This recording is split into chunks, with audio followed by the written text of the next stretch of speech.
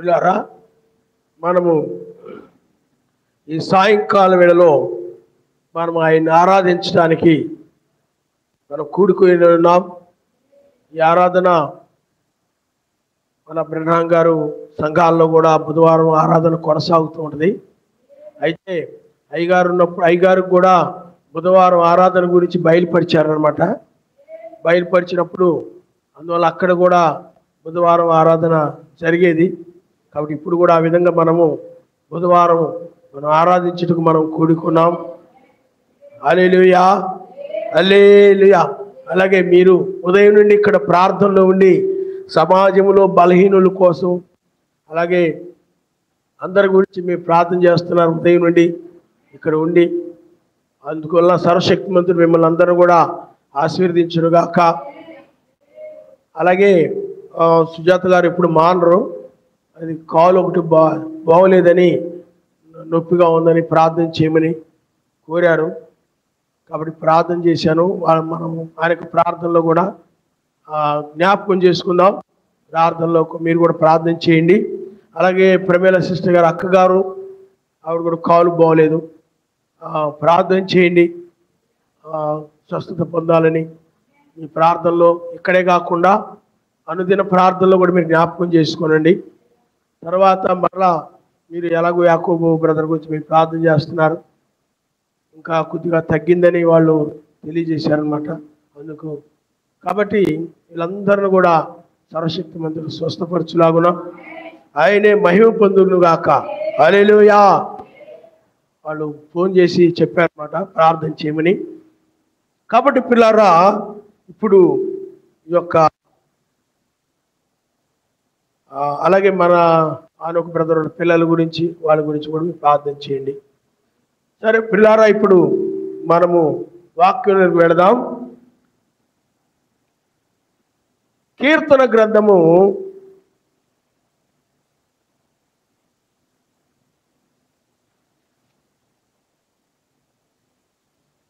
104వ అధ్యాయము 19వ వచనం మనం చదువుకుందాం.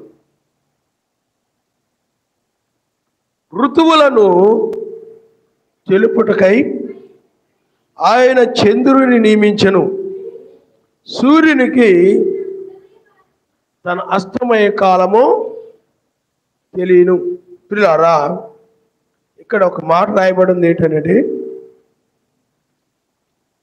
19వ వచనంలో ఋతువులను తెలుపుటకై ఆయన చంద్రుని నియమించెను, సూర్యునికి తన అస్తమయ కాలము, సూర్యుడికి తన అస్తమయ కాలము తెలుసు. అలాగే ఇక్కడ ఋతువులను తెలుపుటకై ఆయన చంద్రుని నియమించాడు అని. చంద్రుడు అంటే బైబిల్లో సంఘం అంటే సమాజం, అంటే ఆయన వధువు. కాబట్టి చంద్రుడు అంటే ఎవరు చెప్పండి? ఆయన యొక్క వధువు. అలాగే సూర్యుడు అంటే ఎవరు చెప్పండి? నీ సూర్యుడు అంటే మెస్సయ్య. సూర్యుడు అంటే ఎవరు చెప్పండి? మెస్సయ్య. హల్లెలూయా, హల్లెలూయా. అయితే పిల్లారా, ఇక్కడ ఆయనకే నీతి సూర్యుడనే బిరుదు, అలాగే వధువు కూడా చంద్రుడనే బిరుదు. వధువుకి ఏం బిరుదు చెప్పండి? చంద్రుడనే బిరుదు. ఆయనకేమో నీతి సూర్యుడనే బిరుదు ఉంది. అయితే ఇక్కడ ఇది చాలా అమూల్యమైన వర్తమానం అన్నమాట. మీరు వినేటువంటి మీరు చాలా ధన్యులనే చెప్పాలి. ఎందుకంటే ఇది ఆయన బయలుపరిచినప్పుడు నేను చాలా సంతోషపడ్డాను అన్నమాట. అయితే పిల్లారా, ఇక్కడ ఋతువుల గురించి కొన్ని విషయాలు మనం నేర్చుకోబోతున్నాం. ఏంటి చెప్పండి? ఋతువులు. ఎన్ని ఋతువులు ఉన్నాయనంటే 6 ఋతువులు ఉన్నాయి. ఎన్ని ఋతువులు ఉన్నాయి చెప్పండి? 6 ఋతువులు.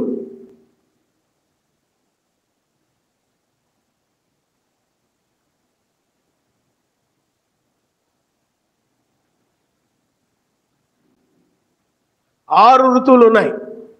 అయితే ఇక్కడ నేను ఒక్కొక్క ఋతువు, అది బైబిల్ చెప్తుంది. ఇక్కడ వాక్యం ఏం చెప్తుందంటే, ఆ ఋతువులు తెలుపుటకై ఆయన చంద్రుడిని నియమించెను.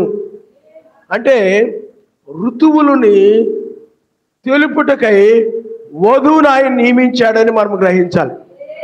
ఋతువులను తెలుపుటకై వధువుని నియమించెను. కాబట్టి ఋతువులను తెలుపుటకై వధువుని నియమించాడు.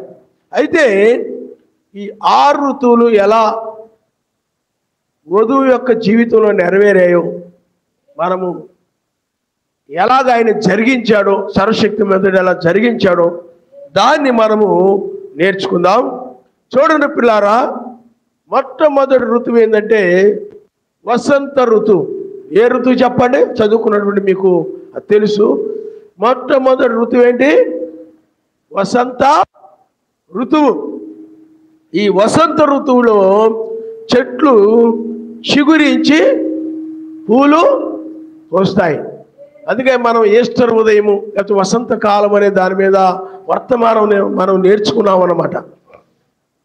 ఈ వసంతకాలం అనేటువంటిది దేనికి ఛాయగా ఉందంటే మెస్సయ్య యొక్క పునరుద్ధానానికి ఛాయగా ఉందన్నమాట. మెస్సయ్య కూడా ఆయన భూమి మీదకి వచ్చాడు. భూమి మీదకి వచ్చి ఆయన నిర్దోషమైన జీవితాన్ని, పాపము లేని జీవితాన్ని జీవించాడు.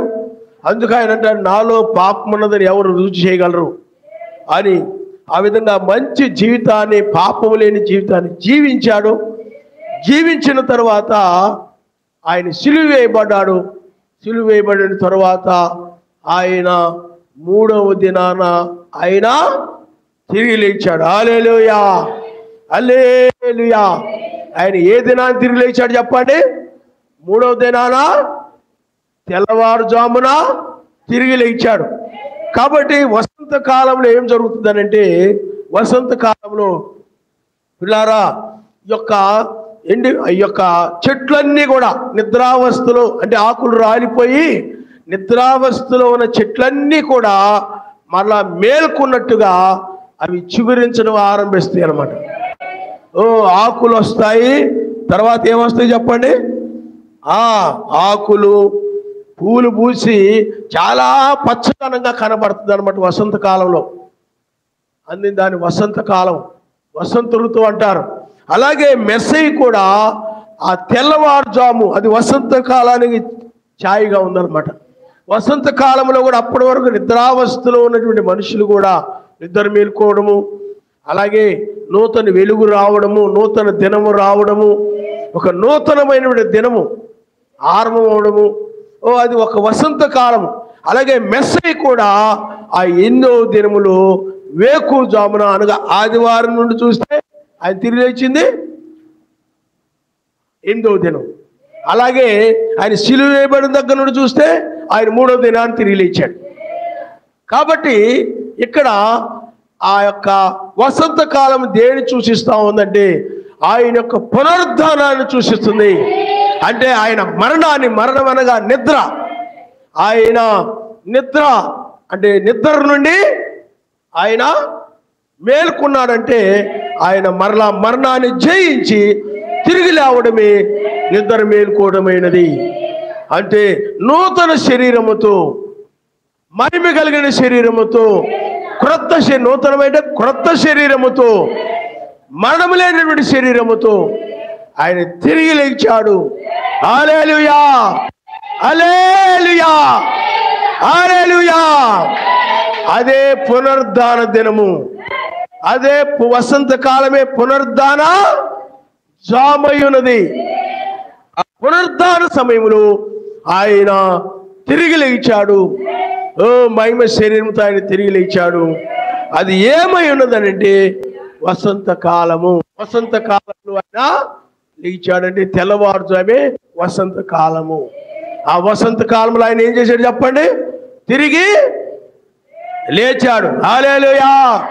మహిమ రూపముగా మారి యాశువతో నుందును నేను యాషువతో నుందును మహిమ రూపముగా మారి యాషువతో నుందును నేను యాషువతో నుందును. మహిమ శరీరంతో లెగిచాడు, మనము కూడా అలాంటి శరీరంతో లెగుస్తామని బైబిల్ చెప్తూ ఉంది.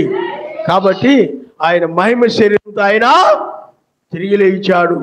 హల్లెలూయా, హల్లెలూయా. పిల్లారా, ఆ తర్వాత ఏం జరిగిందనంటే, పిల్లారా మీరు చూడండి, గ్రీష్మ ఋతువు అంటే, గ్రీష్మ ఋతువు అంటే ఎండాకాలం. గ్రీష్మ ఋతువు అంటే ఏమిటి చెప్పండి?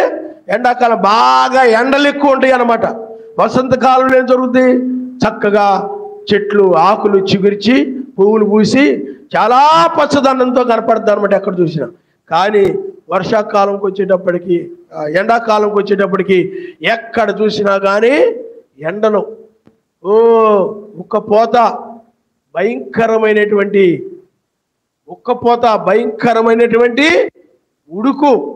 అందుకని ఎండాకాలము చాలా భయంకరంగా ఉంటుంది. ఆయన నామమున స్తోత్రం. హల్లెలూయా, హల్లెలూయా. ప్రియులారా, అదే విధంగా ఆయన తిరిగి లెగిచి వాళ్ళకి సువార్త బోధించుకున్నారు. అంటే ఆ శిష్యులు సువార్త బోధించారన్నమాట. ఆయన తిరిగి లెగిచిన తర్వాత వాళ్ళకి సువార్త బోధించమని ఆయన ఆజ్ఞాపించిన దాన్ని బట్టి వాళ్ళు ఆ 12 శిష్యులు సువార్త బోధించడం ఆరంభించారు. అప్పుడు ఏమొచ్చాయంటే భయంకరమైన శ్రమలు వచ్చాయన్నమాట. అందుకని ఎండాకాలం ఎలా ఉంటుంది చెప్పండి? చాలా ఎండ ఎక్కువగా ఉండి చాలా ఇబ్బందిగా ఉంటుంది అన్నమాట. ఆ విధంగా ఆయన తిరిగి లేచిన తర్వాత మనం చూసినట్లయితే పిల్లారా, భయంకరమైన శ్రమలు వచ్చేటప్పటికి ఆ మేడగదిలో కూడుకోవడానికి 120 మంది వచ్చారు తప్ప మిగతా వాళ్ళందరూ శ్రమలకు భయపడిపోయి, కష్టాలకు భయపడిపోయి, ప్రాణాలు తీస్తారేమని భయపడిపోయి, ఆ నిందలకు భయపడిపోయి, అవమానాలకు భయపడిపోయి వాళ్ళందరూ కూడా రాలేదు. మీకు అర్థమైందా? ఆ యొక్క వాగ్దానం కొరకు పరిశుద్ధాత్మని ఆయన వాగ్దానం చేశాడు. దాని కొరకు వాళ్ళు ఎవరు కూడా రాలేదు, భయపడిపోయి. ఏమైపోయారు చెప్పండి? అందుకని పేతురు గారు కూడా, నువ్వు ఆ యొక్క శిష్యుల్లో ఒకడువు కాదా అని అంటే, ఆయన ఎవరో నాకు తెలియదని ఏమి చెప్పాడు? బొంకాడు.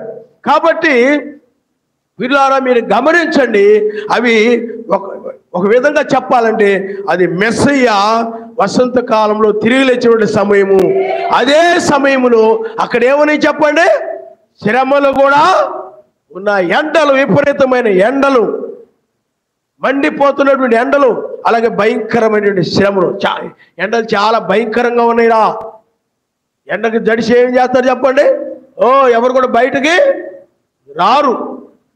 ఆ విధంగా శ్రమలు చాలా భయంకరంగా ఉన్నాయి. హల్లెలూయా. అపోస్తులు కూడా ఆ సమయంలోనే, అలాగే ఆయన యొక్క సువార్తను నమ్మినటువంటి విశ్వాసులు కూడా భయంకర శ్రమలు అనుభవించారు. అందుకే అపోస్తుల కార్యం మనం చదివినట్లయితే పేతురుని వాళ్ళని చెరసాల్లో వేయడం, పౌలుని శీలల్ని చెరసాల్లో వేయడం, ఈ విధమైనటువంటి భయంకరమైన, అలాగే పౌలు గారు కూడా క్రైస్తవుల్ని చాలా మంది శ్రమ పెట్టడం, ఇవన్నీ కూడా మనం చూస్తున్నాం. ఆయన నామమున. హల్లెలూయా, హల్లెలూయా. ఒకవైపు ఏం జరిగిందంటే, తర్వాత మెస్సీని సిలువేసిన తర్వాత, అంటే మెస్సీ పుట్టిన దగ్గర నుండి చూస్తే 70 సంవత్సరాలు. మెస్సీ పుట్టిన తర్వాత 70 సంవత్సరాలకి, అంటే సిలువ వేయబడిన తర్వాత ఇంచుమించు 30 సంవత్సరాలు సిలువ వేయబడిన తర్వాత, ఆ సమయంలో టైటస్ చక్రవర్తి వచ్చాడు. టైటస్ చక్రవర్తి అంటే రోమా చక్రవర్తి వచ్చి యూదుల మీద యుద్ధం చేసి ఆ యూదులని జయించినప్పుడు యూదులు ఏమైపోయారంటే ఎక్కడోళ్ళు అక్కడ పారిపోయారన్నమాట. భయంకరమైన ఎండలు, భయంకరమైన శ్రమలు, భయంకరమైనటువంటి ఆ యొక్క బాధలు. అందుకని ఒకవైపు ఏమో వసంతకాలంలో మెస్సయ్య తిరిగి లేచిన సమయం ఏమని చెప్పండి? అది వసంతకాలమై ఉన్నది. అదే విధంగా ఇక్కడ ఏం జరుగుతున్నాయంటే శ్రమలు ఉన్నాయి, ఎండలు ఉన్నాయి, భయంకరమైన శ్రమలు ఉన్నాయి. హల్లెలూయా, క్రైస్తవులు ఏమవుతున్నారు చెప్పండి? ఆయన నమ్మినటువంటి క్రైస్తవులు ఆయన తిరిగి లేచాడు. కానీ అదే సమయంలో ఆయన తిరిగి లేచిన తర్వాత ఆయన నమ్మిన వారి మీదకి ఏమొచ్చాయి చెప్పండి?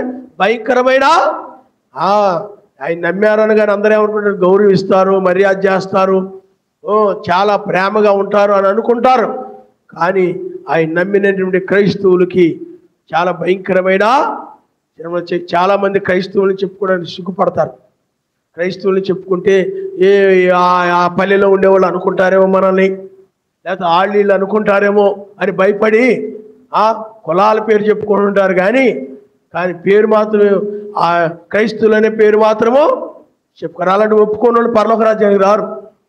బైబిల్లో ఉంది, మీరు ఎవరంటే మేము క్రైస్తవులను ఒప్పుకోవాలి. మీకు అర్థమైందా? క్రైస్తవులు అని ఒప్పుకోవాలి. ఆ క్రైస్తవులను బట్టి ఒప్పుకునేవారే రాజ్యానికి వస్తారు. ఆయన ఒప్పుకుంటాడు, వీళ్ళు నా వాళ్ళని ఒప్పుకుంటాడు.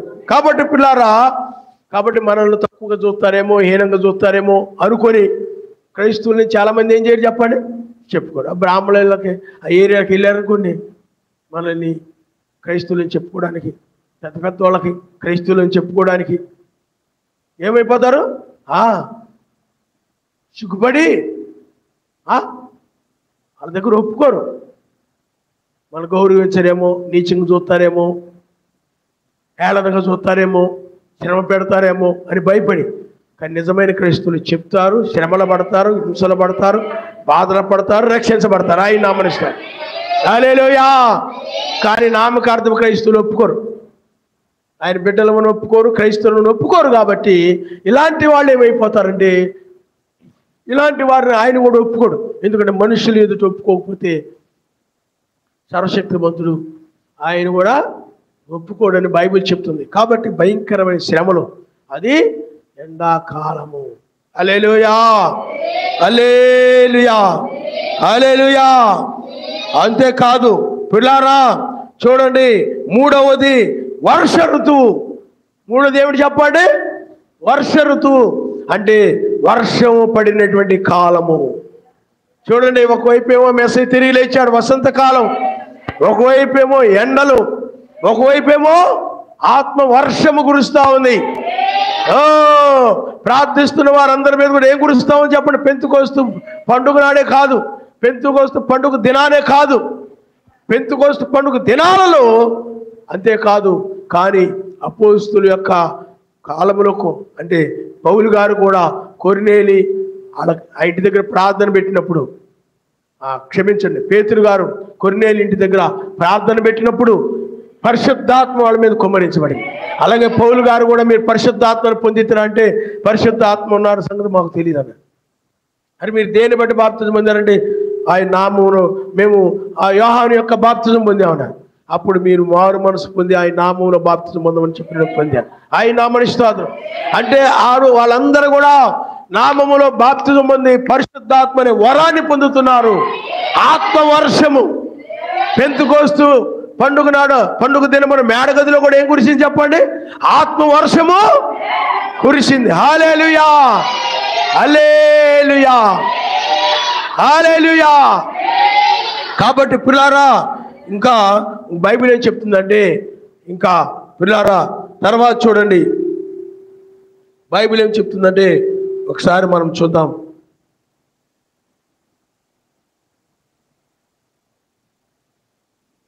చూడమ్మా, ద్వితీయోపదేశకాండము 32వ అధ్యాయము. ద్వితీయోపదేశకాండము 32వ అధ్యాయము మొదటి నుండి మీరు ఒకసారి చదవండి. ఆకాశ మండలమా చెవి యొగ్గుము, నేను మాట్లాడుదును. భూమండలమా నా నోటి మాట వినుము.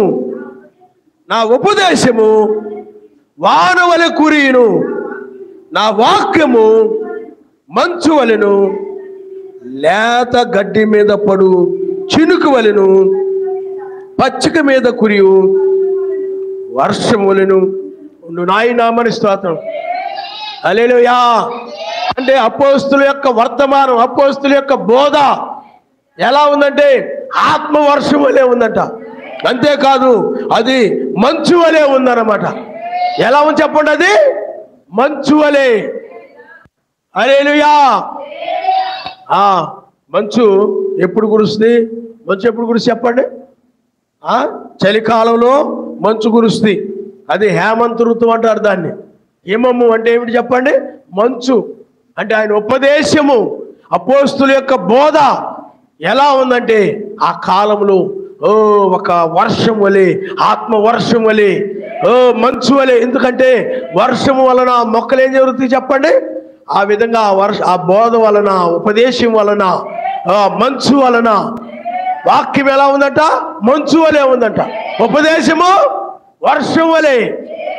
ఎందుకంటే ఆ మొక్కలు చక్కగా పెరగడానికి, ఆ సంఘాలు బాగా పెరగడానికి, ఆ వధువు వృక్షాలు చక్కగా పెరగడానికి అవి తోడ్పడతాయి అన్నమాట. ఆయన నామమున స్తోత్రం. హల్లెలూయా, హల్లెలూయా. ఇవన్నీ ఋతువులన్నీ కూడా ఆ విధంగా ఛాయగా ఉన్నాయి అన్నమాట. కాబట్టి పిల్లారా, ఇక్కడ వర్షము అంటే ఉపదేశము, ఆత్మ, వాక్యమన్న ఆత్మన్న ఒక్కటే సమృద్ధిగా కురిసిందనమాట వర్షం. మంచు అంటే వాక్యం, హిమము అంటే వాక్యం, హేమంత ఋతువు వాక్యం. ఆ విధంగా అక్కడ కురిసింది. ఆ ఉపదేశమును బట్టి ఎఫెసు సంఘము, గలతీ సంఘము, కొలసీ సంఘము, ఫిలిప్పీ సంఘము, రోమా సంఘము, కొరింథీ సంఘము, ఈ సంఘాలన్నీ కూడా వాక్యం వలన అవి ఏమైపోయినాయి చెప్పండి? చక్కగా బలపడి చక్కగా అవి 30 దంతులు, 60 దంతులు, 100 దంతులు ఫలించినటువంటి మొక్కలు వలె ఉన్నాయి. ఆయన నామమున స్తోత్రం. ఆ విధంగా ఫలించి ఆయన రాకడ కొరకు కనిపెడుతున్న మొక్కల వలె ఉన్నాయి. హల్లెలూయా, హల్లెలూయా. పిల్లారా, ఇంకొక విషయం ఏంటంటే ఇదిగో శరదృతువు అంటే వెన్నెల ఎక్కువగా ఉండేటువంటి కాలం అన్నమాట. శరదృతువు అంటే ఏమిటి చెప్పండి? వెన్నెల ఎక్కువగా ఉండే కాలము. వెన్నెల, మనము చంద్రుడు చూడండి, అది శరదృతువులు అంట. చంద్రుడు చాలా ప్రకాశవంతంగా కనపడతాడు అన్నమాట. చాలా తెల్లగా ప్రకాశవంతంగా కనబడితే వెన్నెల కూడా భూమి మీద చాలా, మా చిన్నతనంలో వెన్నెల్లో మేము ఆడుకునేవాడు. వెన్నెల్లో ప్రయాణం చేస్తుంటారు. వెన్నెల్లో భయం ఉండదు. అంటే అది వెన్నెల ఎక్కడి వస్తుంది? పైనుండి. ఎక్కడి నుండి? చంద్రుల్లో నుండి వస్తుంది. చంద్రులో అంటే పిల్లారా, అందుకనే చంద్రుడు రాత్రి ప్రకాశించేటువంటి దీపము. అందుకనే పగటిని ఏలేటువంటి వారు, పగటిని ఏలేది ఎవరంటే సూర్యుడై ఉంటే, రాత్రిని ఏలేవరు చెప్పండి? చంద్రుడు. కాబట్టి రాత్రి కాలములు అంటే, రాత్రి అంటే చీకటి లోకములో, చీకటి జనుల మధ్య, పాపుల మధ్య, ఈ చెడ్డ లోకములో ఆయన వధువు ఆ విధంగా వెన్నెల ఎలాగూడదో ఆ విధంగా చక్కగా ప్రకాశిస్తూ ఉందన్నమాట. ఆయన నామమున స్తోత్రం. హల్లెలూయా, హల్లెలూయా. అన్ని ఋతువుల్లో కూడా అక్కడ మనం చూస్తున్నాం. అన్ని ఋతువులు కూడా. ఇంకొక ఋతువు ఏంటంటే శిశిర ఋతువు. అంటే చెట్లు ఆకులు రాలిపోవడం. చెట్లు ఆకులు రాలిపోవడం అంటే చూడండి, పాత అయిపోయి క్రొత్త జీవితం వచ్చేస్తుంది అన్నమాట. పాత యొక్క అసూయ, ద్వేషము, గర్వము, మూర్ఖత్వం, నిర్లక్ష్యం, బద్ధకం, ఏమండి ఇలాంటి లోక స్నేహాలు, లోక సహవాసాలు అన్నీ పోయి, చెడుతనం అంతా పోయి ఏమవుతుంది చెప్పండి? చక్కగా అవన్నీ కూడా రాలిపోయి మరలా వసంతకాలం కొరకు కనిపెడుతున్నటువంటి చెట్లు వలె ఉన్నాయి అన్నమాట. ఆయన నామమున స్తోత్రం. ఎందుకంటే చిగురించడానికి, రెండవ రాకడ కొరకు కనిపెడుతున్నటువంటి చెట్లు వలె ఆకులన్నీ పండిపోయి రాలిపోతాయి అన్నమాట. చెట్టు ఆకులన్నీ రాలిపోయి ఏమైపోతాయి చెప్పండి? పండిపోతాయి. ఏ ఋతువు? శిశిర ఋతువు. అదే ఆకులు రాలేటువంటి కాలము. ఆకులు రాలేటువంటి కాలము. ఆ కాలంలో కూడా వాళ్ళ లోకమంతా వాళ్ళలో నుండి రాలిపోయింది.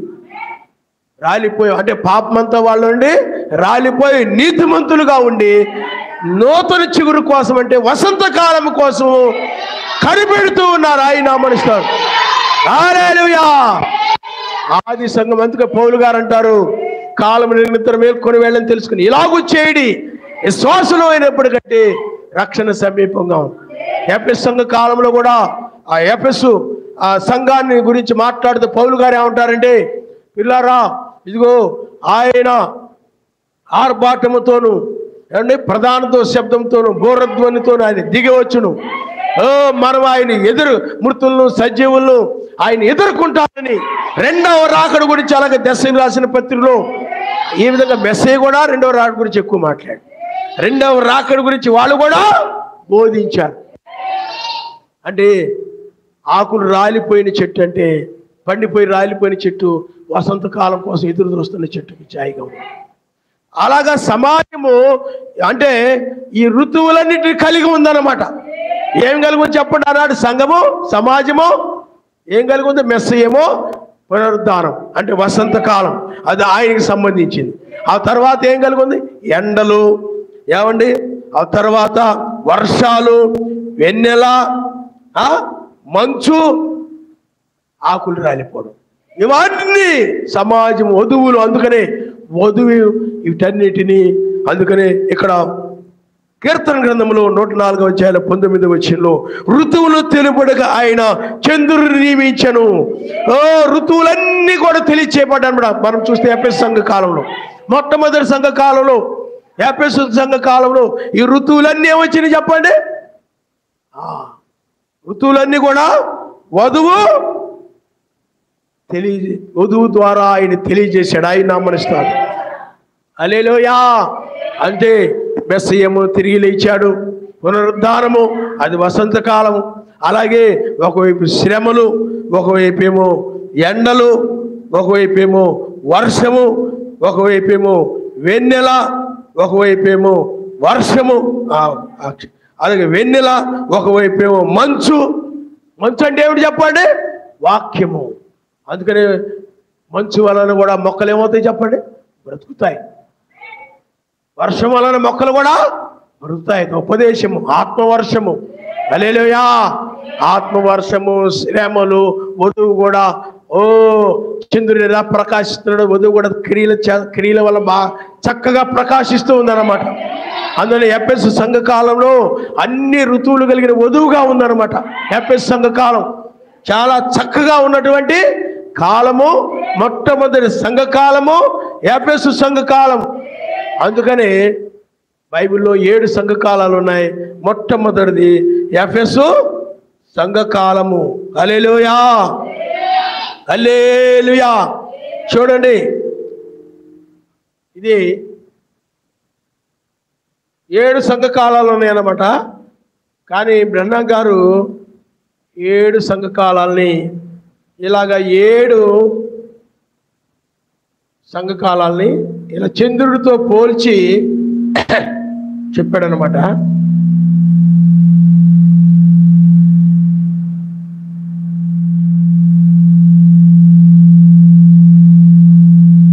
ఏడు సంఘకాలం. ఇది ఎఫెసు సంఘకాలం అనమాట.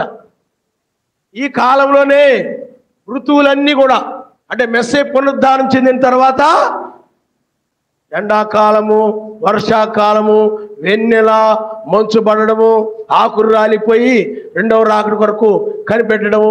అది బ్రహ్మంగానే ఉండండి. యెహోషువ కాలం వలె, యెహోషువ వసంత కాలమునకు ఒక ఆ విధంగా ఉన్నదని చెప్పాడు ఆయన నామనిస్తారు. హల్లెలూయా, హల్లెలూయా. కాబట్టి ఇది ఏ కాలము అని అంటే అన్ని ఋతువులు. ఇక్కడేమో వసంతకాలం,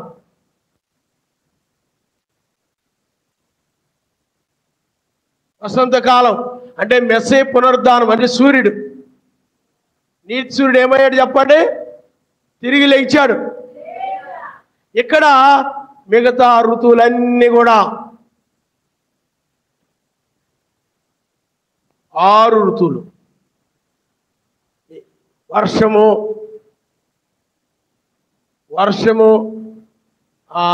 ఎండలు, తర్వాత ఇక్కడ వెన్నెల, మంచు, వర్షము, ఎండలు, వెన్నెల, మంచు, ఆకులు రాలడం, ఆకులు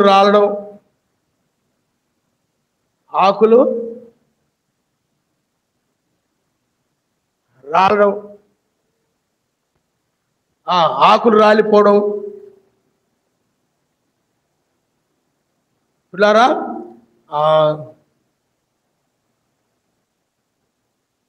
వర్షాలు, ఎండలు, అలాగే మంచు కురవడం, చెట్లు ఆకులు రాలడం, ఇది లేదన్నమాట. 5, 6 తప్పు గీసానమాట పొరపాటున. 6 ఋతువులు అన్ని కూడా అంటే ఏమొచ్చింది చెప్పండి? వర్షం పడింది, ఆత్మవర్షం పడింది. అలాగే శ్రమలు, అలాగే చక్కగా సంఘం కూడా చాలా చక్కగా క్రియల చేత ప్రకాశించింది అనమాట. చక్కగా చంద్రుడు ఎలా ప్రకాశిస్తాడో సమాజం కూడా ఏమైంది చెప్పండి? ప్రకాశించింది. చక్కగా మంచు, వర్షం అంటే ఆత్మవర్షం, మంచు అంటే వర్షం అంటే ఉపదేశం అనే, వర్షం వలె ఉపదేశము, అలాగే మంచు అంటే వాక్యం అని బైబిల్ చెప్తుంది. అలాగే ఆకులు రాలిపోయి అంటే ఆకులు రాలిపోవడం అంటే వసంతకాలం కోసం రెండవ రాకడ కొరకు కనిపెడుతున్నటువంటి వారుగా ఉన్నారన్నమాట. అంటే వసంతకాలం సమీపంగా ఉంది, బైబిల్లో ఆయన రాకడ కూడా సమీపంగా ఉందని. అప్పుడు మరలా చిగురించడం కోసం నిరీక్షిస్తున్న వధువుకి ఛాయగా ఉందన్నమాట. ఇలాగూ ఈ కాలంలో మొట్టమొదటి సంఘ కాలంలో జరిగాయి. ఈ మొట్టమొదటి సంఘాలు జరిగిన తర్వాత పిల్లరా, అయితే అప్పుడు సంఘము లేకపోతే వధువు చాలా ప్రకాశవంతంగా ఉంది. కానీ అప్పుడు కొంచెం దుర్బోధనలు అనేటువంటి కొద్దిగా దుర్బోధన. ఇది వధువు అంటే అప్పటికే క్రీస్తు విరోధులు బయలుదేరినారు బైబిల్లో ఉంది. 1వ యోహానులో ఉందంటే అనేక మంది క్రీస్తు విరోధులు బయలుదేరి ఉన్నారు.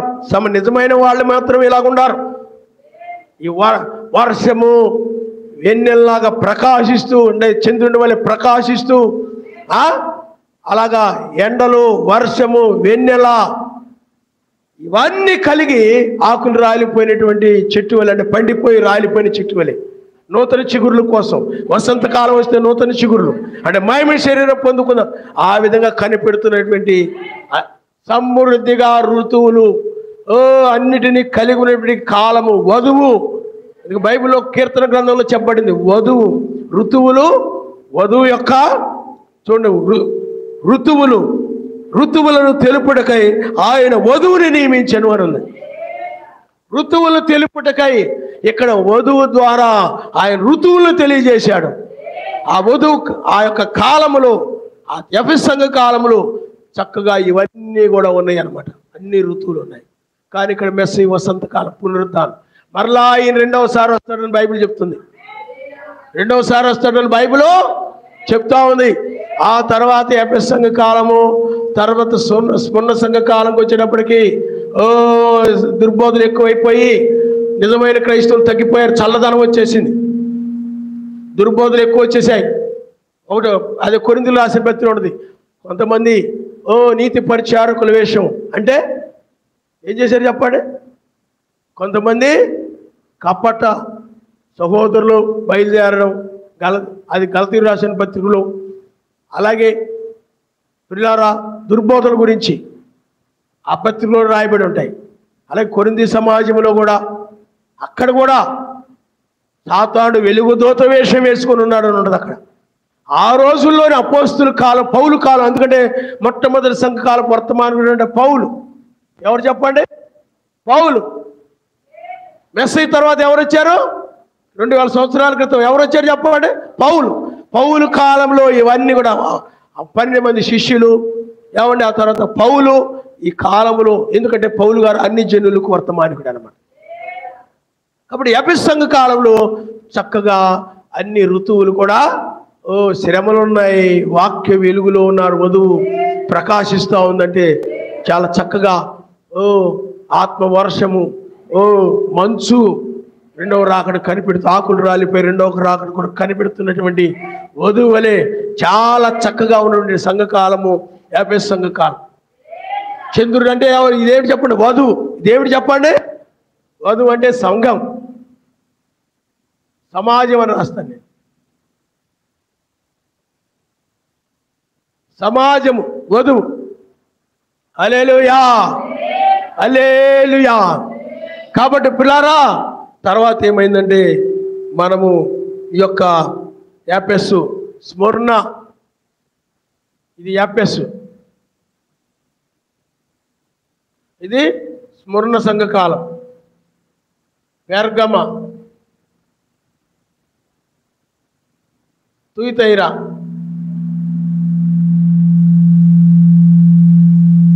సార్దీస్, యాపెస్, స్మరణ, పెర్గము, తుయితైరా, సార్దీస్, ఫిలదెల్ఫియా, ఇది లవోదికయ. ఇదే 7వ సంఘకాలం.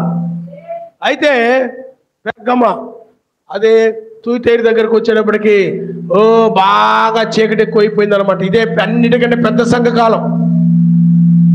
బాగా దుర్బోధలు, మత్స్యాగ సంఘాలు, బాగా దుర్బోధలు, అపోస్తుల బోధలు వదిలేసి అనేక మంది క్రీస్తు విరోధులు ఉన్నటువంటి కాలము తుయితైరు సంఘ కాలం. చాలా భయంకరమైన కాలం, చాలా భయంకరమైనటువంటి కాలము ఆ యొక్క తుయితైరు సంఘకాలం.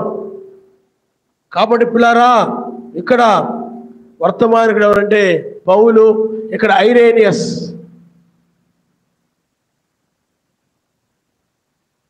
ఇక్కడ మార్టిన్, కొలంబా,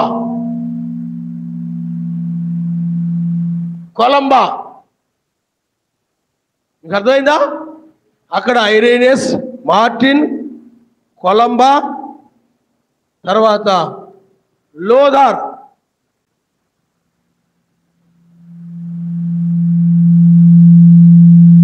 వెస్లీ, ఇక్కడ ఏలియా అంటే బ్రహ్నాం.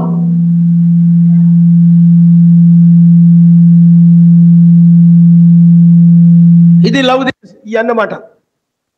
అర్థమైందా? ఈ 2000 సంవత్సరాలు అంటే మెస్సీ పుట్టిన దగ్గర నుంచి ఇది జరిగింది అనమాట మొత్తం. మీకు అర్థమవుతుందా? కాబట్టి ఇక్కడ వర్షము బాగా కురిసినటువంటి కాలం.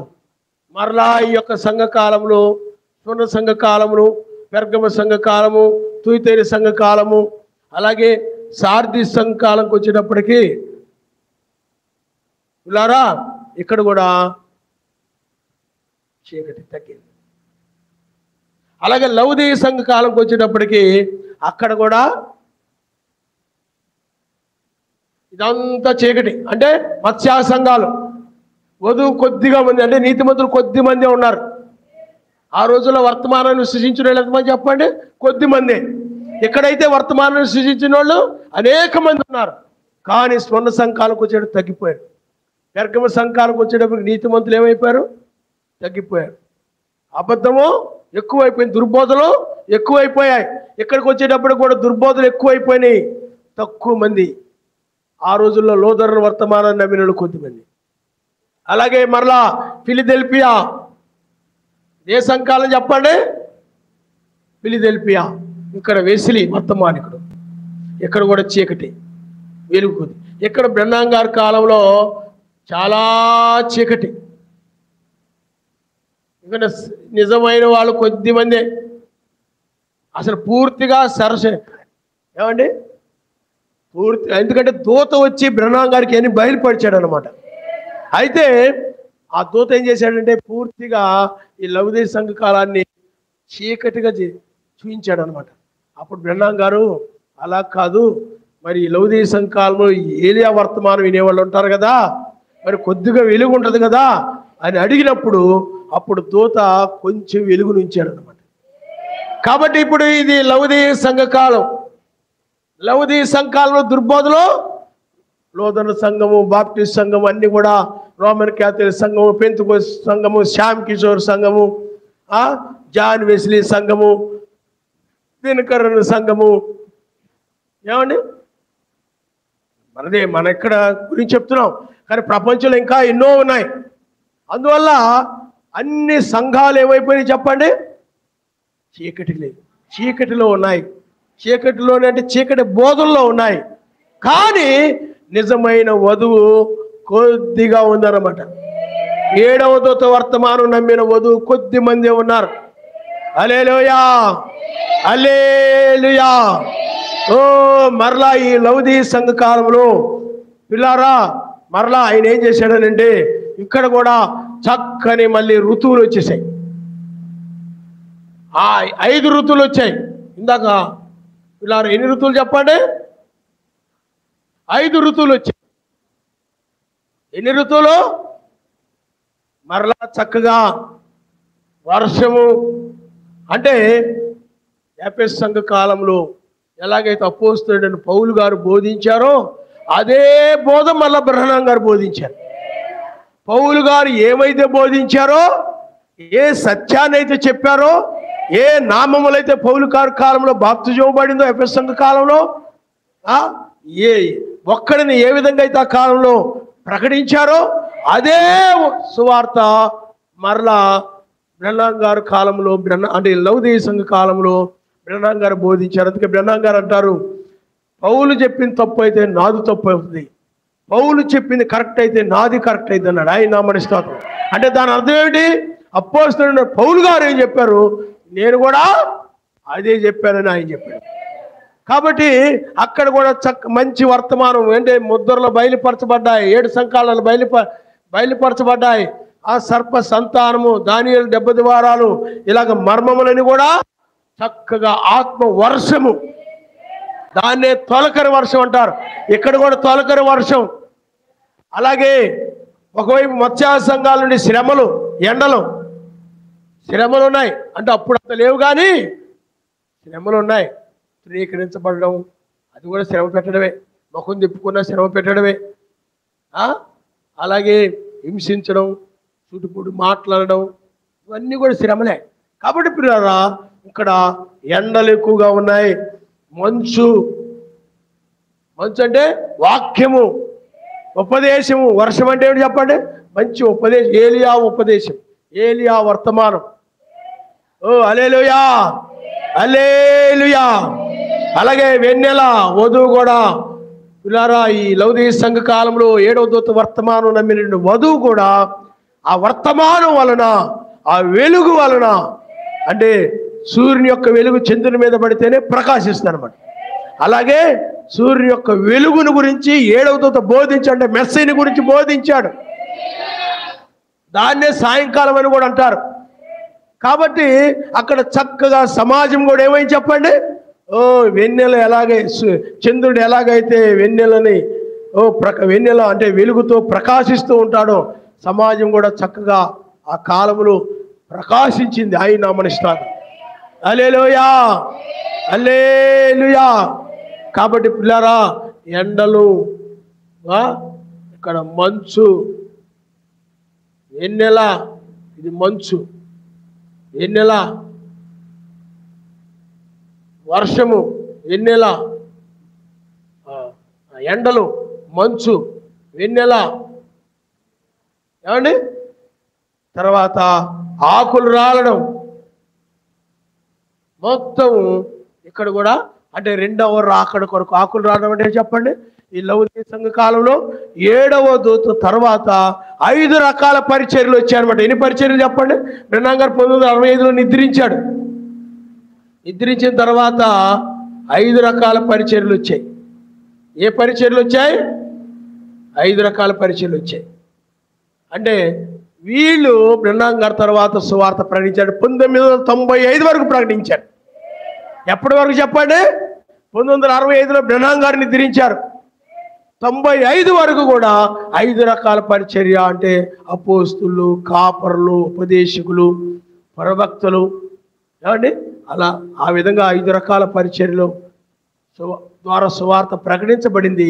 అప్పుడు వధువు 2వ రాకడ కొరకు సిద్ధముగా ఉన్నది. ఆయన నామనిస్తారు. హల్లెలూయా. 2వ రాకడ కొరకు ఎలా ఉందంటే ఆకులు రాలిపోయి వసంతకాలం వస్తే నూతన చిగురు పొందాలని ఆ విధంగా కనిపెడుతున్నటువంటి వధువుగా ఉందన్నమాట. హల్లెలూయా. అప్పుడు తర్వాత ఇక్కడ మరలా వసంతకాలం వచ్చింది. ఏ కాలం వచ్చింది చెప్పండి? వసంతకాలం. అప్పుడు సమాజం ఎంతది ఉందంటే చిన్నది ఉంది. అంటే కొద్ది మందినే ఇక్కడ చిన్నగా చూపిస్తున్నాను అనమాట. నేను అర్థమైంది మీకు? కొద్ది మందే ఉన్నారు. ఎందుకంటే బ్రహ్నాం గారి సంఘాల్లో కూడా దుర్బోధనలు వచ్చాయి. బ్రహ్నాం గారి వర్తమానాన్ని చాలామంది చదివి వాళ్ళకి ఇష్టం వచ్చిన రీతిలో అర్థం చేసుకొని నాకు అర్థమైందని కొత్త బోధ పుట్టించడం, ఇంకోటి దాంట్లో ప్రవేశించడం, దాన్ని చదవడం, బ్రహ్నాం గారి వర్తమానాలు చదవడం, ఆ తర్వాత ఇంకోటి ఏదో అర్థమైందని ఇంకొక బోధ, ఈ విధంగా రకరకాల బోధలు వచ్చేసాయి. అందువల్ల బ్రహ్నాం గారి వర్తమానం నమ్మిన వాళ్ళు చాలామంది ఉంటారు. 10 ఏళ్ల క్రితం అయితే ఎక్కడో ఒక సంఘం ఉండేది. ఇప్పుడు చూసినట్లయితే ఎక్కడ చూసినా బ్రహ్నాం గారి సంఘాలు, మత్స్యాల సంఘాలు ఎలా పెరిగిపోయాయో ఇవి కూడా అలా పెరిగిపోతున్నాయి. కాబట్టి నిజమైన వధువు కొద్దిగా ఉండి ఈ కల్తీ బోధనలో లేకుండా ఆమె సత్యములో నిలిచి ఉంది. హల్లెలూయా, హల్లెలూయా. అలాగే అయ్యగారు వర్తమానం నమ్మిన వాళ్ళు ఏమండి కొద్ది మంది, బ్రహ్నాం గారు వర్తమానం నమ్మిన వారు కొద్ది మంది వారందరూ కనిపెడుతూ ఉన్నారు. అంటే ఆకులు రాలినటువంటి చెట్టు వలె ఎలా ఉన్నారు చెప్పండి? ఆకులు రాలిపోయినటువంటి చెట్టు వలె ఇలా ఉన్నారన్నమాట. ఏం ఆకులు లేవు, ఏమీ లేవు. అర్థమైందే మీకు? తర్వాత ఇప్పుడు ఏం జరిగిందంటే 5 రకాల పరిచర్యల తర్వాత వేకు చుక్క ఉదయించింది అనమాట.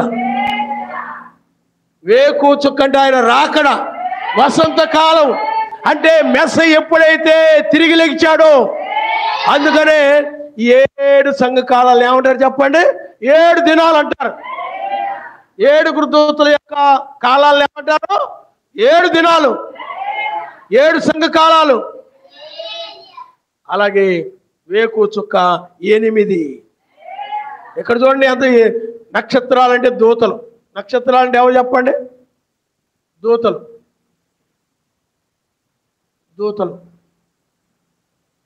ఇలాగా 7 నక్షత్రాలు.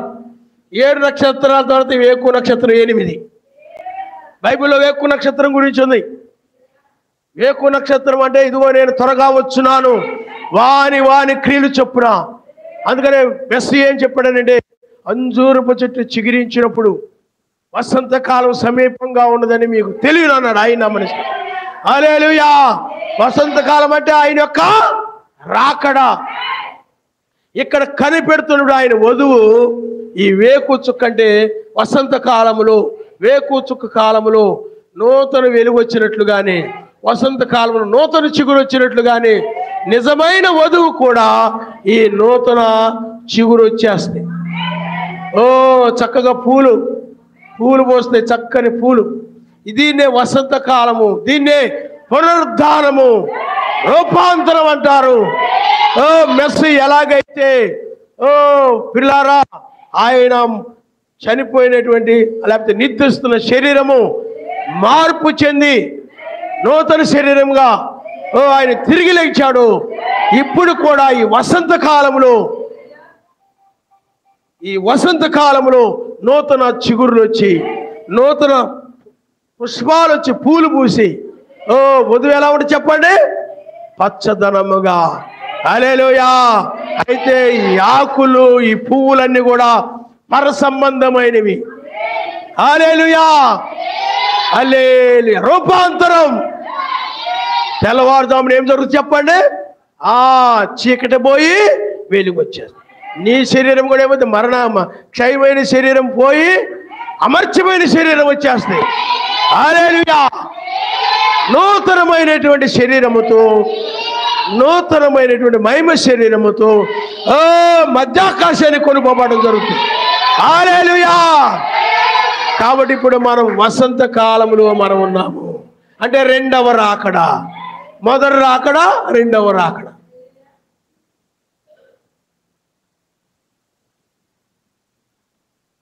మొదటి రాకడ, 2వ రాకడ. వసంతకాలం ఇది మొదటి రాకడ, ఇది 2వ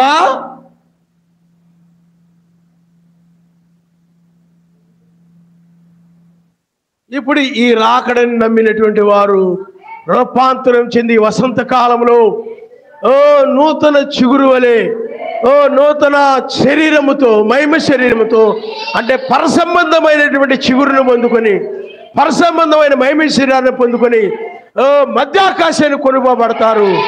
హల్లెలూయా. ఈ వర్తమానాన్ని తిరస్కరించిన వాళ్ళందరూ కూడా లోబడని వాళ్ళందరూ కూడా ప్రమాదంలో పడిపోతారు. లోబడని వాళ్ళందరూ కూడా ప్రమాదంలో అంటే విడవబడి శ్రమల్లో పడిపోతారు. కాబట్టి పిల్లారా, మీరు ఆలోచించేయండి. ఇప్పుడు మనం ఎక్కడున్నామంటే ఎక్కడున్నాం అర్థమైంది మీకు? ఇప్పుడు 1 2 3 4 5 6 7 8. ఇప్పుడు మనం ఎత్తబడిన తర్వాత భూమి మీద ఇక మన టైం అయిపోద్ది. ఎత్తబడి అయిపోయిన తర్వాత మన సమయం అయిపోద్ది. అన్ని జనుల కాలం పూర్తయిపోయినట్టే. ఇంకా యూదుల కాలం వచ్చేస్తాయి. ఇక్కడ నుండి యూదుల కోసం మోషే ఏలియా వస్తారు. అందుకని ఇప్పుడున్న సమయాన్ని బట్టి మనం ఏం చేయాలి చెప్పండి? ఆ చెట్టు ఎలాగైతే నిద్రావస్థను లెగిచి పునరుద్ధానం చెందిందో రూపాంతరం చెందిందో అలాగే నీ శరీరం కూడా ఏమైపో చెప్పండి? నీతి సమాధానం పరిశుద్ధాత్మ ఆనందంతో అలాంటి చిగురులు అలాంటి ఆకులు అలాంటి పువ్వులతో అంటే ఆయన రాజ్యానికి సంబంధించిన చెట్టు వలె రూపాంతరం చెందుతుంది. హల్లెలూయా, హల్లెలూయా. ఇప్పుడు ఆకులు రాలిపోయి కనిపెడితే ఈ లోక సంబంధమైన చెట్లా ఉంది. అంటే ఈ లోకంలో ఉన్న చెట్లా ఉంది. లోక సంబంధమైనది కాదు, క్షమించండి, లోకంలో ఉన్న చెట్లా ఉంది.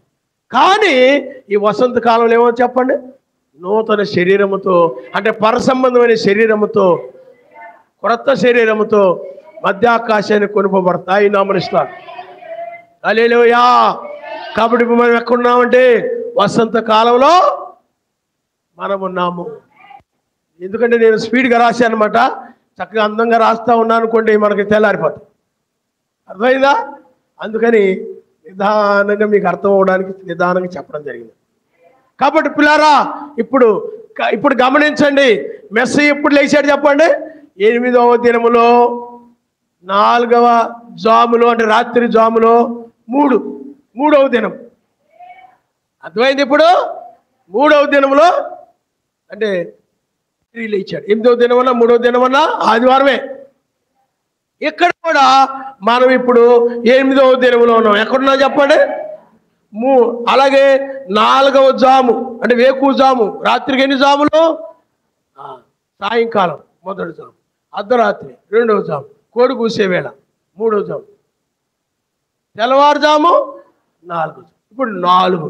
అలాగే ఇప్పుడు 2000 సంవత్సరాలు అయింది కదా మరి మెస్సయ్య దగ్గర నుండి పౌలు దగ్గర నుండి బిర్రాం గారి దగ్గరకు వచ్చి 2000 సంవత్సరాలు. అంటే 2000 సంవత్సరాలు అంటే 2 దినాలు. ఇప్పుడు 2024లో మనం ఉన్నాం కాబట్టి 24 వచ్చింది అంటే 2000 దాటిపోయి మళ్ళీ 24లో ఉన్నాం కాబట్టి ఇప్పుడు 3వ దినములో మనం ఉన్నాం. హల్లెలూయా. కాబట్టి మెస్సయ్య ఎప్పుడైతే 8వ దినములో రాత్రి 4 జాములో 3వ దినంలో తిరిగి లేచాడు. ఇప్పుడు కూడా మనం వసంత కాలములో పునరుద్ధాన కాలములో మెస్సయ్య లెగిచినట్లుగానే మనం కూడా ఈ 2వ రాకడలో పునరుద్ధానం చెందే సమయంలో మనం ఉన్నాం. హల్లెలూయా, హల్లెలూయా. కాబట్టి ఇప్పుడు మనం ఎత్తబడే సమయంలో మరి చూశారు ఖచ్చితంగా మళ్ళీ 2వ రాకడలో కూడా 8వ దినం. అందుకని ఆయన వచ్చిన దినము జాము గడియ మనకు బయలుపరచబడింది. అర్థమైందా? ఎందుకంటే ఆయన శిరస్సు, వధువు అంటే ఎవరు? శరీరం. ఈయన ఎవరు? శిరస్సు. మెస్సయ్య అంటే ఎవరు చెప్పండి? శిరస్సు. ఈ ఎవరు? వధువు. ఇప్పుడు అంటే శరీరం, ఇదేమైనది? శరీరం. ఇప్పుడు శిరస్సు ఎప్పుడు లెగుస్తో? ఏంటి శిరస్సు శరీరం వేరా? కాదు. శిరస్సు శరీరము ఒకటే, కలిసే ఉంటాయి. కాబట్టి శిరస్సు ఎప్పుడైతే పునరుద్ధానం మెస్సయ్య ఎప్పుడైతే శిరస్సు అనగా మెస్సయ్య ఎప్పుడైతే పునరుద్ధానం చెందాడో వధువు కూడా అదే సమయంలో పునరుద్ధానము. హల్లెలూయా. అయితే ఆయన లెగిసినటువంటి దినము జాము ఆ యొక్క గడియ అంటే 3వ గడియ అది ఏమిటంటే ప్రకృతి సంబంధమైనటువంటి వేకు చుక్క కాలములో ఆదివారం అదే సూర్యుని దినము, అదే బైబిల్ ప్రకారం మనం చూస్తుంటే మెస్సయ్య దినము, కుమారుని దినము, అప్పుడు లేచాడు. కానీ ఇప్పుడు మెస్సయ్య యొక్క దినములో, మెస్సయ్య యొక్క జాములో మనము లెగుస్తున్నాం. అంటే రెండవ రాకడే ఆయన దినము, జాము, గడియ. కాబట్టి ఇప్పుడు మనము తిరిగి లెగుస్తున్నాం. ఆయన స్తోత్రం. హల్లెలూయా, హల్లెలూయా. ఆనాడు ఆ స్త్రీలు పెందల కడ చీకటి ఉండగానే వెళ్ళారు మెస్సయ్య సమాధి దగ్గరికి. అప్పటికే ఆ సమాధి ఖాళీ అయిపోయి లేడు. కాబట్టి పిల్లారా, మనం కూడా ఇప్పుడు తెల్లవారుజాములో మనం ఉన్నాము. హల్లెలూయా. కాబట్టి ఇంకా భూమి మీదకి మోషేలే వస్తారు, భయంకర శ్రమలు వస్తాయి. ఆ తర్వాత నీతిశూరుడు తీస్తాడు. రోమా సామ్రాజ్యం నాశనమైంది, ఏళ్ల పాలన ఆరంభమైంది. హల్లెలూయా. అందుకనే మనం ఎత్తబడిన తర్వాత 1000 ఏళ్ల పాలనకు 3.5 సంవత్సరాల సమయం ఉండదు. మధ్యాకాశానికి వెళ్ళిపోతాం మనం. ఎందుకంటే ఈ వసంత కాలం. అందుకని ఇప్పుడు మనం ఎక్కడున్నామంటే నూతన వసంత కాలములో, రెండవ రాకడలో నూతన దేహాలు పొందుకొని, అంటే పరసంబంధమైన శరీరాలు పొందుకొని, అంటే ఒక విధంగా చెప్పాలంటే దాన్ని స్వతంత్రం అంటారనమాట. ఇజ్రాయిల్ చూడండి, 1948లో వాళ్ళకి స్వాతంత్రం వచ్చింది. దాన్నే చిగురించడం అన్నారు బ్రహ్మం గారు, చిగురించడం. కానీ మనకు కూడా ఇప్పుడు స్వతంత్రం అనమాట. అంటే ఈ శరీరం యొక్క దాసత్వంలో ఉండకుండా, ఈ లోకం యొక్క దాసత్వంలో ఉండకుండా విడుదల, మహిమ గల స్వాతంత్రం అని బైబిల్ చెప్తుంది. దేహం యొక్క విమోచన. హల్లెలూయా. ఈ చిగురు ఏంటంటే మహిమ గల స్వాతంత్రం. ఇజ్రాయిల్కి వచ్చింది స్వాతంత్రం, మన దేశానికి కూడా అప్పుడే వచ్చింది 40 ఏళ్ళు. కానీ ఆ స్వాతంత్రము కంటే ఈ స్వాతంత్రము అంటే శరీరము. అందుకని పౌలు గారు రోమిలు రాసిన వ్యక్తులు అంటాడు, ఇదిగో పిల్లారా, ఆయన ప్రత్యక్షమైన, లేకపోతే మహిమ ప్రత్యక్షమైనప్పుడు ఇప్పటి కాలపు శ్రమలు ఎన్నదగినవి కాదు. సృష్టి యావత్తు కూడా ఆ మహిమ గల స్వాతంత్రం పొందాలని ఎదురు చూస్తూ ఉన్నదని, అలాగే దేహం యొక్క విమోచన కొరకు కూడా వధువు ఎదురు చూస్తూ ఉందని బైబిల్ చెప్తుంది. హల్లెలూయా, హల్లెలూయా. కాబట్టి పిల్లారా, మనం ఇప్పుడు మహిమ గల స్వాతంత్రం పొందుతున్నాం. ఇజ్రాయిల్ పొందిన స్వాతంత్రం కంటే, మీకు అర్థమైందా? ఇప్పుడు వాళ్ళు స్వతంత్రం పొందారు, కానీ ఎప్పటికీ చుట్టుపక్కల ఉన్న దేశాల వాళ్ళకి యుద్ధాలు జరుగుతూనే ఉన్నాయి.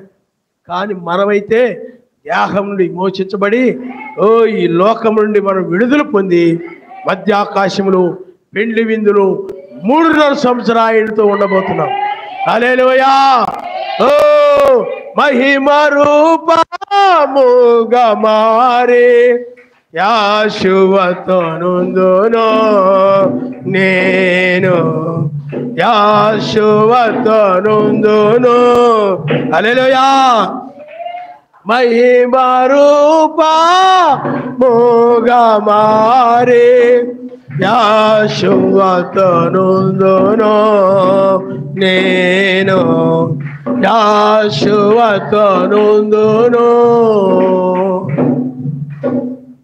మాటి గోడారమెల్లప్పుడు బలహీనమై నశించున్నది. గ్లోరీ. ఎల్లప్పుడు బలహీనమై నశించున్నది. చేతులతో చేయబడని, చేతులతో చేయబడని నిత్య మహిమలో జీవించెదను, నిత్య గృహములో జీవించెదను. మహిమ రూపముగా మారే యాశువతోనుందును నేను, యాశువతోనుందును. పిల్లారా, మెస్సయ్య ఎప్పుడైతే పునరుద్ధానం చెందాడో అదే కాలానికి మరలా మనం వచ్చాం. ఇది ఆయన వల్ల జరుగుతున్న కార్యము కాబట్టి ఈనాడు ఆయన వచ్చే దినము, జాము, గడి ఎవరికి తెలియదను. కానీ ఆయన పగడు సంబంధులు తెలుస్తుందని బైబిల్లో ఉంది. ఆయన నామనిస్తాడు. లోకానికైతే తెలీదు.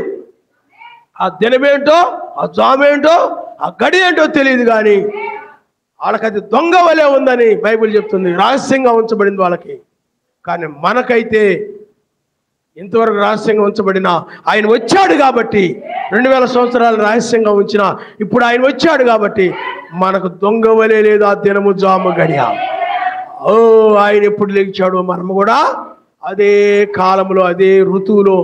హల్లెలూయా, హల్లెలూయా, హల్లెలూయా.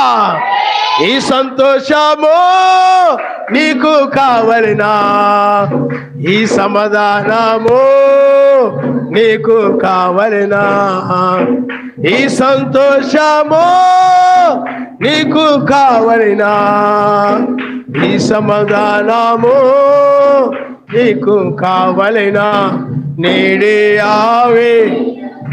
హల్లెలూయా.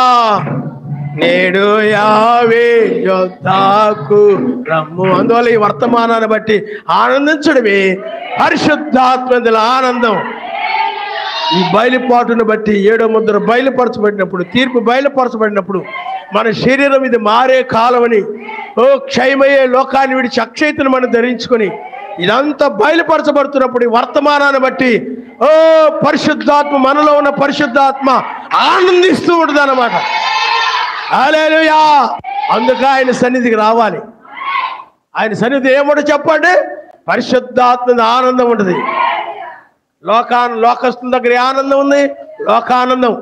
లోక విషయాలను బట్టి, లోక సంగతులను బట్టి, వాటిని బట్టి వీటిని బట్టి ఆనందిస్తూ ఉంటారు. కానీ మనం అలా కాదు. మనం పరిశుద్ధాత్మ యందు ఆనందము. ఈ బయలుపాటును బట్టి వసంతకాలంలో ఉన్నామంటే ఎంత ఆనందం, రెండవ రాకుల్లో ఉన్నట్టు ఎంత ఆనందం. మన శరీరంలో మారి మరణం లేనటువంటి శరీరం పొందుకొని మరణం లేనటువంటి మెస్సయ్యను మనం కలుసుకోబోతున్నాం. ఆయనకి మరణము లేదు, మనకి మరణము లేదు. హల్లెలూయా. ఆయన వంటి శరీరమును మనము కూడా అక్కడ కలిగి ఉంటాము. హల్లెలూయా. తల్ల వంచుకొని మనం ప్రార్థన చేసుకుందాం. హల్లెలూయా. ఈ సంతోషము నీకు కావలినా, ఈ సమాధానము నీకు కావలినా. సహోదరి, సహోదరుడా, ఈ సంతోషము నీకు కావలినా, ఈ సమాధానము. పునరుద్ధానం చెందుతాం. మన శరీరాలు మారిపోయి కరురెప్పాడు సమయంలో మన శరీరాలు మార్పు చెంది ఓ కాంతి కంటే వేగంగా అక్కడికి వెళ్ళిపోతాం. మనం కనురెప్పాడు సమయం అంటే కాంతి కంటే వేగముగా మన శరీరం మార్పు చెంది అదృశ్యమైపోతాం. అందుకనే కనురెప్పాడు సమయంలో మాయమైపోతాం. కాబట్టి మనం మార్పు చెంది ఎత్తబడినప్పుడు, కొనుక్కోబడినప్పుడు ఎవరికి మనం కనబడం. హల్లెలూయా. అప్పుడు కనబడకుండా కొనిపోయారు, కనబడకుండా ఎక్కడికి వెళ్ళిపోయారు అప్పుడు అనుకుంటారు. కానీ మనం మార్పు చెంది మధ్యాకాశానికి వెళ్ళినప్పుడు ఎవరికి కనపడం. ఎందుకంటే అంత వేగంగా. హల్లెలూయా. ప్రార్థన చేసుకుందాం. 8వ దినంలో మనం ఉన్నాము సుమా. తర్వాత భూమి మీద ఉగ్రత ఉంది. ఇప్పుడే నువ్వు లోకం మీద ఆధారపడి లోకాన్ని ప్రేమించే వారందరి మీద కూడా, లోకం గర్విష్ఠులందరి మీద కూడా ఆయన ఉగ్రత, సహోదర ప్రేమ లేని వారందరి మీద కూడా ఆయన ఉగ్రత. హల్లెలూయా, హల్లెలూయా. తప్పించుకునే సమయం ఇదే. తప్పించుకోవడానికే మహిమ శరీరము. ప్రార్థన చేసుకోవాలి. ప్రార్థన, ప్రార్థన.